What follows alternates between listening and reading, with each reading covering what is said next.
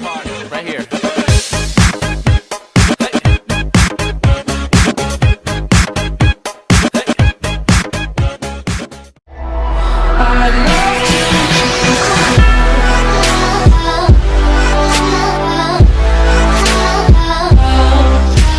Hello tout le monde, c'est Crux, comment allez-vous? Moi ça va nickel. Aujourd'hui on se retrouve pour une toute nouvelle vidéo sur les choses à savoir sur GTA V. Donc aujourd'hui ça va être un nouvel épisode des choses à savoir. Donc je pense que cet épisode va bien vous plaire. Avant que la vidéo commence, n'hésitez pas à lâcher un like. Donc c'est grâce à vous que la communauté augmente sur la chaîne. Donc pour commencer cette belle année 2016. Et aussi n'hésitez pas à vous abonner, donc ça me fait toujours plaisir. Donc avant que la vidéo commence, je vais vous parler du gameplay. Donc c'était, je crois que c'était un gros carnage à la Razorback. Donc c'est tout ce que je sais du gameplay. Et aussi je vais vous demander d'aller voir la dernière vidéo, donc les 1 an sur YouTube. Il y a un questionnaire à faire dedans et j'aimerais bien que vous y participiez. Donc c'est quelque chose que j'ai mis du cœur dedans. Et voilà. Donc on va tout de suite commencer avec...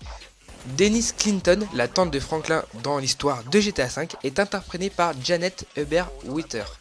Donc, mais qui est Janet Hubert-Winter? En fait, c'est malgré son rôle secondaire dans GTA V, c'est dans Le Prince de Bel-Air qu'elle s'est fait découvrir. Donc durant 3 ans, elle a interprété Vivian Banks, tante de notre cher Will Smith. Après avoir violé les conditions de son contrat pour être tombée enceinte, elle sera renvoyée et remplacée par elle la saison suivante. Donc c'est vraiment impressionnant de savoir ça, mais franchement c'était à savoir. Ensuite, Jimmy Townley est interprété par Danny Tamblery. Donc en fait ce nom ne vous dites peut-être rien dans nom que nous avons rencontré, mais c'est l'acteur qui incarnera Little Pet donc dans les séries The Adventure of Pet et Pet sur Nickelodeon, donc une chaîne de dessins animés. Il était aussi la voix américaine d'Arnold dans la série Le Bus Magique. Donc ça à savoir franchement, et c'est vrai que on peut passer d'un dessin animé à GTA V, c'est vraiment impressionnant. Donc, ensuite, Sandy Shore est inspiré d'une ville réelle, Bombay Beach. Donc ça c'est à savoir aussi. Sandy Shore est la ville où vivait Trevor dans GTA V, est en fait inspirée d'une ville située en Californie du Sud, dénommée Bombay Beach. Cette pauvre petite ville était destinée à devenir un oasis en plein désert, mais malheureusement elle n'atteindrait jamais ce statut. Située à bord de la Salton Sea, elle est la ville américaine la plus basse des États-Unis et elle comprenait pas loin de 200 habitants. Franchement, c'est à savoir de prendre une ville comme modèle sur GTA V qui a que 200 habitants. Franchement, c'est à faire et c'est à savoir. Ensuite, la blonde en bikini de l'écran de chargement. Donc, qui est-ce? Donc, illustrant le ciel de GTA par sa chevelure dorée. Tout le monde s'est déjà demandé qui pouvait bien être la blonde en bikini rouge sur l'écran de chargement. Ce qui pouvait être inspiré, donc Kate Upton, Lindsay Lohan. Il s'agit en fait de Shelby Whelan, un mannequin américain embauché par Rockstar.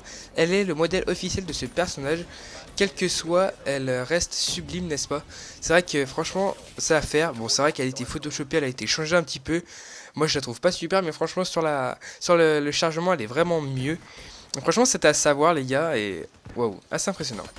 Ensuite, plusieurs personnages jouables dans GTA San Andreas. Et ouais, ça faut le savoir. Donc GTA 5 n'est pas le premier jeu pour lequel les développeurs ont eu l'idée de permettre aux joueurs d'incarner plusieurs personnages jouables différents. En effet, dans GTA San Andreas, l'idée y était présente. Le problème, les moyens techniques de l'époque ne permettaient pas à la console de supporter cette prouesse. La magie a donc opéré plusieurs années plus tard dans GTA V. Donc c'est vrai que ça à savoir, déjà les PS3 elles commencent à ramer maintenant quand on change de personnage machin, ça a vraiment beaucoup de chargement et c'est vrai qu'avec la PS2 ou avec le PC d'avant je pense pas que ça pouvait supporter, franchement c'était à savoir. Ensuite, la note maximale. Donc le magazine japonais Famitsu a donné la note maximale, c'est-à-dire 40 sur 40, qu'à seulement 2 jeux occidentaux, The Elder Scrolls 5, donc Skyrim, et GTA V. Aucun autre jeu occidental n'a reçu à parvenir à même niveau d'excellence selon Famitsu, ce qui fait de GTA V un jeu encore spécial maintenant. Donc c'est vrai que c'est à savoir et franchement wow, assez impressionnant. 40 sur 40. Ensuite, les verts contre les violets. Donc comme vous l'avez remarqué, les deux gangs sont rivaux dans GTA V. Il s'agit du gang des familles Verts et des Ballas.